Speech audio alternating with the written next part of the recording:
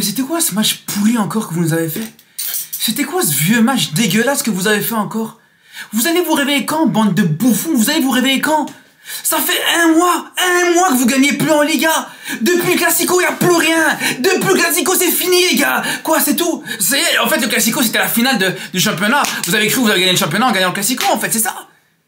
Depuis le Classico, il n'y a absolument plus rien. Là, dans le Classico, t'as pris de l'avance. T'as pris énormément d'avance sur le Real.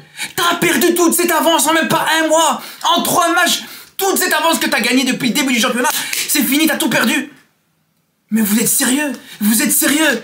C'est pour ça que vous avez gagné 4-0 dans le Classico. C'est pour ça que vous faites un début de saison exceptionnel. Tout ça pour au final laisser le Real Madrid passer devant. Parce que c'est ce qui va se passer. C'est ce qui va se passer. Le Real va passer devant, les gars. Le Real va te passer devant. Là, aujourd'hui, il y a 4 points de retard sur le Real Madrid. Mais le Real Madrid a 2 matchs de retard. Le Real Madrid, s'il gagne les 2 matchs de retard, ils te passent devant, ils prennent 2 points d'avance sur toi. Et je vais vous dire, le Real va gagner ces 2 matchs de retard. Là, vous les avez motivés. Là, maintenant, les Madrilènes qui foutaient rien depuis le début de la saison, les Madrilènes qui sont éclatés depuis le début de la saison, vous les avez donné toutes les raisons d'y croire. Vous les avez donné toutes les raisons de se relancer. Vous avez tout fait aujourd'hui pour dire aux supporters du Real Madrid et aux joueurs du Real Madrid, allez-y, allez-y, ce championnat il est pour vous. Allez-y, passez devant nous, on vous en prie. Mais quoi, les gars? La galanterie, c'est pas là qu'il faut la faire, les gars. La galanterie, faites-la avec vos femmes, avec vos sœurs, avec votre daronne. Mais c'est pas là qu'il faut la faire, la galanterie, les frères. Allez-y, passez devant. Mais faites ça pour laisser une femme passer devant quand elle passe devant vous dans un ascenseur. Faites ça ailleurs, mais pas ici. Mais pas là, les gars. Comment ça? Comment ça, les gars? On n'a rien dit contre la Real Sociedad. On s'est dit, bon, allez, ça peut arriver.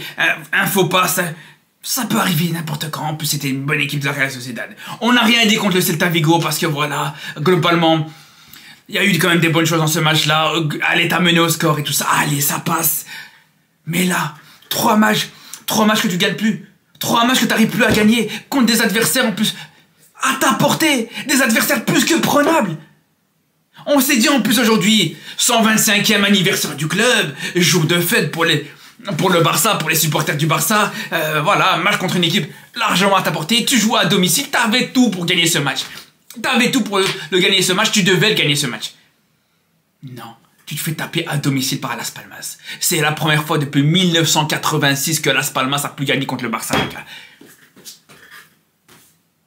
Franchement, les gars, ça me dégoûte. Ça me dégoûte, les gars. Franchement, quand je voyais ce début de saison du Barça, quand j'ai vu tout ce qui a été fait ce début de saison, avec des très grands matchs, des victoires 7-0, des victoires 4-0, 5-1, les gars, je me suis dit, c'est bon, là, on a vraiment affaire à une équipe sérieuse, une équipe qui va plus faire dessus. Ben, dès que ils vont affronter un adversaire à leur portée, mais non. Encore une fois, les gars, on a revu un Barça horrible, un Barça catastrophique. Franchement, d'ailleurs, je vous dis la vérité, pour moi, ce match-là, c'était même le pire depuis le début de la saison. C'est même encore pire que le match contre Osasuna, pour vous dire la vérité, les gars. C'est même encore pire que contre Osasuna. Franchement, c'est pathétique. C'est pathétique. T'as rien proposé. La vérité, t'as rien proposé. Moi, je me suis dit, franchement, c'était un match parfait, comme je vous dis, voilà. 125e anniversaire du club, à domicile. Yamal qui revient de blessure, qui était sur le banc. Moi, je me suis dit quoi? Je me suis dit, bon, tu vas gagner ce match. Tu vas mettre 2-0, 2 buts à la première mi-temps. 2 buts en première mi-temps pour que Yamal il rentre et il finisse le boulot quand il rentre. Non.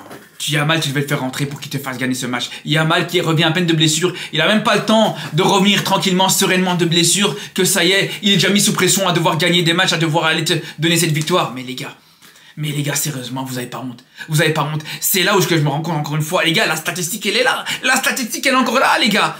Depuis le début de la saison en Liga, chaque match où Yamal n'a pas commencé titulaire, tu ne gagnes pas. Chaque match contre Osasuna, contre la Real Sociedad, contre le Celta Vigo, et sur ce match-là, encore une fois, contre Las Palmas, 4 matchs où Yamal commence sur le banc, 4 matchs que tu n'arrives pas à gagner. En fait, tu as besoin absolument d'avoir Yamal présent pour pouvoir gagner un match. C'est pas normal, les gars. C'est pas normal de devoir encore une fois dépendre d'un joueur de 17 ans. Lewandowski, c'était quoi ce match que tu nous as fait, frère? Là, on a revu le Lewandowski de l'année passée, les gars. Là, aujourd'hui, c'était plus Lewandowski, c'était pas l'attaquant polonais qu'on connaît, qu'on a l'habitude de voir. C'était le Lewandowski de l'année passée, les gars. C'était Lewandowski le TikToker. Parce que quand on voit son match, entre des contrôles ratés, des passes tout à fait faciles à faire, qui te ratent complètement, des passes à 2 mètres qu'il n'est pas capable de réussir, des occasions ratées en deuxième mi-temps, les gars.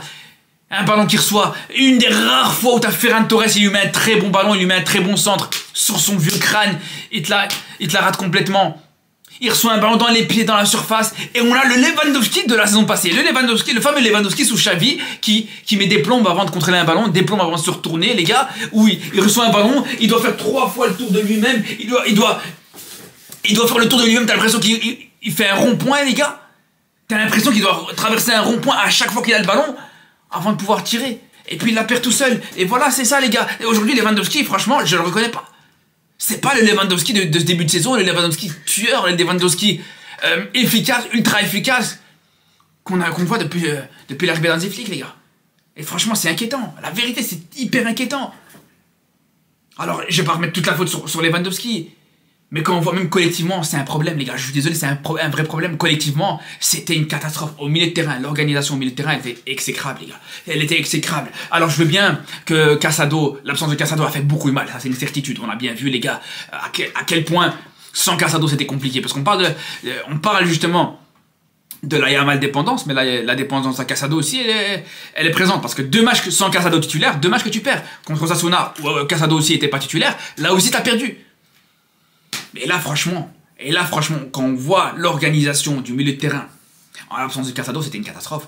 Il suffit de voir les 2 buts, en fait, tout simplement. Les 2 buts où, clairement, cette équipe de Las Palmas a pu se projeter facilement, sans problème, où tu avais 2 lignes coupées en 2, une équipe totalement coupée en 2, un espace énorme entre la défense et l'attaque. Tu avais tous les milieux de terrain qui étaient derrière, tous les milieux de terrain plutôt qui étaient devant, et tous les défenseurs qui étaient derrière, et tu avais un boulevard énorme pour les milieux de terrain de Las Palmas pour se projeter vers l'avant. C'était Lewandowski, si vous voyez sur le premier but, c'était Lewandowski qui devait se retrouver en position numéro 6, à la place de Casado. Après, voilà, c'est le problème, les gars. C'est le problème. C'est le problème de aujourd'hui. C'est que t'as pas de remplaçant à ce poste-là. T'as pas de remplaçant au poste de numéro 6. Ça, c'est une réalité, malheureusement. Quand on voit aujourd'hui Gavi aujourd'hui, voilà. On sait très bien à quel point il est très bon. On sait très bien à quel point il a énormément de qualité. Mais malheureusement, en numéro 6, c'est pas un bon joueur. C'est pas un joueur qui sera ultra fiable. En tout cas, actuellement, c'est pas encore le cas. Parce qu'il a cette agressivité qu'il doit avoir. Et ça, il n'y a pas de problème. Il a cette qualité technique qu'il doit avoir, il n'y a pas de problème non plus. Mais par contre, des fois, justement, il y a ce problème où, voilà, il y a peut-être cet excès d'agressivité, cette tendance à se faire aspirer et aller un petit peu trop haut et se faire avoir facilement comme ça. Comme on a vu sur le premier but, où il est beaucoup trop haut par rapport au poste qu'il devait occuper aujourd'hui. C'est pas normal qu'il se trouve aussi haut.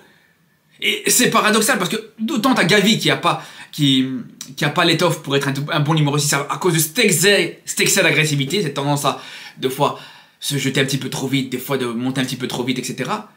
Et de l'autre côté, t'as De Jong qui lui aussi, pareil, là c'est l'inverse. C'est pas un excès d'agressivité, mais c'est totalement l'inverse où ça manque d'agressivité.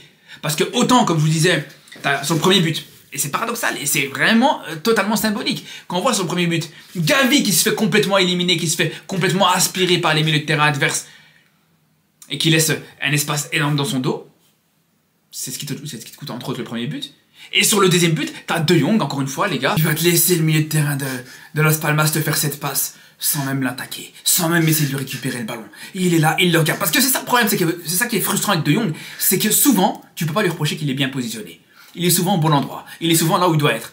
Mais il est là pour être là, les gars. Il est là pour dire bonjour, il est là pour prendre des nouvelles. Les gars, c'est pas normal, je suis désolé, c'est pas normal, les gars. Le mec, il est là, tu vois, il est au bon endroit. Il est là où exactement il doit être. Tactiquement, il n'y a rien à dire. Tactiquement, De Jong, c'est exceptionnel. Mais au niveau de l'agressivité, au niveau de l'intensité, les gars, je vous dis, il fait acte de présence, les frères. Il fait acte de présence. Et je préfère largement, je vous dis la vérité, un Gavi, qui est pas là parce que, voilà, il s'est fait éliminer ou parce qu'il a tenté quelque chose, il a tenté de récupérer le ballon, plutôt qu'un De Jong qui est présent, qui est là au bon endroit, qui est là qui est présent pour cadrer le porteur du ballon, mais qui le regarde faire, en fait, tout simplement. Il dit, ouais, je suis là, mais t'inquiète, vas-y, fais-toi plaisir, fais ta passe, je vais te regarder faire. Non, mais tu veux pas l'applaudir juste derrière quand on a réussi sa passe aussi pendant qu'il y est, tu veux pas aussi le féliciter, tu veux pas lui faire la bise. Non, mais au bout d'un moment, je vous dis, De Jong, c'est plus possible, les gars. Et je vous dis, c'est plus possible. Quand on voit, justement, contre Celta Vigo, le deuxième but, où il est responsable, là aussi, pareil, il est au bon endroit, il est au bon moment, il est au bon endroit. Mais pareil, voilà, il est là pour faire acte de présence. Et là, pareil, deuxième but contre Las Palmas, même chose. Deuxième but de Las Palmas, c'est la même chose. De Jong qui, encore une fois, est totalement inutile. Après, j'ai envie de vous dire, les gars, je parle de De Jong, mais franchement, quand tu vois les changements, c'est n'importe quoi, les gars. Le coaching aujourd'hui dans Hansi Flick, c'était une catastrophe, faut dire la vérité, les gars. Déjà, encore une fois, le fait de titulariser...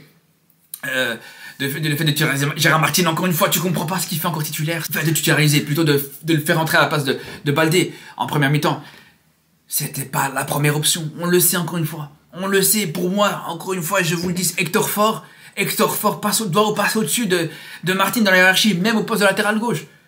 Alors, vous allez me dire, c'est vrai que Gérard Martin ne fait pas son pire match. Il y a eu des dingueries de son côté, c'est vrai qu'il est un petit peu en retard, quand on voit sur le premier but. Il est un petit peu en retard, par exemple. Il y a eu certaines situations où il a été un petit peu décevant, mais c'est pas son pire match. Mais encore une fois, les gars, moi je comprends pas. Quand on a vu tout ce qu'on a vu sur Gérard Martin depuis le début de la saison, qu'est-ce qu'il fait encore pour être la première option derrière Baldé, juste après la blessure de Baldé? Je comprends pas. Mais il n'y a pas que ça, j'ai pas compris dans le coaching, les gars. Franchement, t'es mené au score. Tu vois que tu perds 1-0. Première idée, on va faire entrer De Jong et Ferran Torres. Franchement, il faut aller se faire foutre. Franchement, mais quand j'ai vu le changement, c'est bon, j'ai compris que t'allais pas gagner ce match. Les gars. À quoi ça t'a servi de faire entrer De Jong et Ferran Torres? À quoi ça t'a servi de les faire entrer ces deux-là? Ils t'ont servi à rien. Et pareil, les changements qu'il fait à la fin du match, va comprendre pourquoi il te fait sortir Koundé et Koubarsi. Koundé et Koubarsi qui sortent, mais j'ai pas compris pourquoi. Encore maintenant, à part s'il y a une blessure, on n'est pas au courant. Mais il te fait sortir Koundé et Koubarsi. À quoi ça t'a servi? Tu fais des changements juste pour les utiliser, en fait. En fait, j'ai l'impression, des fois, Hansi Flick fait des changements juste pour les faire. Juste pour, voilà, pour qu'à la fin du match, il ait utilisé tous ces changements, en fait. Et ça sert à rien de faire des changements juste pour faire des changements, frère. T'as pas de remplaçant, t'as pas de possibilité sur le banc, c'est tout. Khalas, fais pas de changement. Après, le problème, c'est qu'aussi, c'est vrai que tu peux pas lui en vouloir quand tu sais que t'as rien sur le banc, c'est mort. Le banc du Barça, les gars, il est mort. Il est éclaté. Les frères, on a un banc exécrable. Et là aussi, il y a un problème, les gars, par rapport à Olmo aujourd'hui. Je comprends pas. Aujourd'hui, Olmo, il fait encore sur le banc. Alors, vous allez me dire, il était pas à 100%, il était incertain pour ce match, mais au bout d'un moment, Olmo, je t'aime bien, je suis le premier. Attention, c'est après chaque match, franchement, tu fais des matchs exceptionnels. Mais Olmo, qu'est-ce qui t'arrive à te blesser une semaine sur deux? Chaque fois, il se blesse, les gars, c'est trop, les gars. C'est trop. C'est dommage, les gars, parce que franchement, on sait à quel point ce joueur, il est exceptionnel. À quel point, à chaque fois, et cette stat, elle est là, les gars. À chaque fois qu'il joue titulaire à son poste, il a toujours marqué. Au moins un but, les gars. C'est pour ça que, les gars, franchement, tu peux que être frustré par rapport à ça. Voir encore une fois Olmo qui se blesse de manière très régulière. Après, j'ai envie de vous dire, les gars, quand on voit l'entrée de Yamal, c'était très compliqué pour lui. Il revient de blessure, il doit courir après un résultat. C'est pas facile non plus, tu peux pas lui en vouloir. À aucun moment tu peux lui en vouloir. Mais par contre, s'il y en a un, parce qu'aujourd'hui, on va pas se mentir, c'était exécrable du début à la fin. Franchement, toute l'équipe, tu la mets dans le même panier, tout le monde dans le même sac, tout le monde était mauvais. Par contre, s'il y en a un, les gars, franchement. Et juste pardonne-nous en fait. Juste Rafinha, pardonne-nous. Pardonne-nous en fait d'avoir. Pardonne à tes coéquipiers en fait. C'est tout ce que j'ai à dire. La vérité, c'est tout ce que j'ai à dire. Pardonne-leur. Parce qu'aujourd'hui, c'était le seul. Rafinha, c'était le seul à proposer quelque chose, les gars. Rafinha était largement au-dessus du lot. Aujourd'hui, Rafinha était vraiment, vraiment le joueur à qui tu peux faire aucune reproche. Le seul à tenter des choses. Il y a sa barre transversale qui va toucher, je crois que c'était en fin de première mi-temps ou en début de deuxième mi-temps. Il y a son but exceptionnel qui te permet l'égalisation à ce moment-là du match. Il y a un coup franc très bon qu'il aurait pu finir au fond avec un très bel arrêt de Silesen, il faut le dire. Mais malheureusement, voilà. Faut dire, c'est pas suffisant, les gars. Après, il peut pas faire tout tout seul. Si t'as, comme je vous dis, un Lewandowski qui était pas là aujourd'hui, qui était vraiment mauvais aujourd'hui, un Yamal qui a pas joué, qui quand il est rentré, voilà, il a fait ce qu'il pouvait. Quand t'avais tout ça, les gars, c'était compliqué pour lui de faire tout seul. Mais franchement, je vous dis, les gars, j'espère vraiment que cette équipe du Barça va se réveiller, les gars. Parce que là, cette place, t'es en train de la perdre, cette première place, t'es en train de la perdre bêtement. T'es vraiment. Alors, je veux bien. Voilà, il y a des blessures, Casado pas là, Casado suspendu, Yamal revient de blessure. Ok, il n'y a pas de problème. Mais le prochain match, tout ce beau monde là, il sera de retour, les gars. Sur le prochain match, ça sera contre Mallorca, en plus, ça sera en milieu de semaine. Là, les gars, il n'y aura pas le droit à l'erreur. Le prochain match contre Mallorca, les gars, il n'y aura pas le droit à l'erreur, les frères. En plus, on sait que souvent, le Barça a du mal contre Mallorca. On sait que souvent, il y a eu des matchs compliqués contre Mallorca. Mais je veux pas savoir. Je veux pas le savoir, j'en ai rien à foutre. Ce match contre Mallorca, tu dois le gagner. Tu dois le gagner. Il n'y a aucune autre négociation possible, les gars. Parce qu'il suffit juste d'espérer un petit peu, au moins, que le Real fasse un mauvais pas, ou un faux pas, ou un mauvais résultat, pour que, au moins, voilà, il n'y a pas tout qui est perdu. En tout cas, cette avance que tu as gagnée, tu l'as pas totalement perdu. C'est tout ce qu'il faut espérer, là. Parce que là, le destin, il est plus entre tes mains. C'est ce qu'il faut se dire. Et c'est la réalité, les gars. Bref, sur ce, les frères, je vous dis à très vite pour de nouvelles vidéos, et surtout d'ici là. Prenez soin de vous.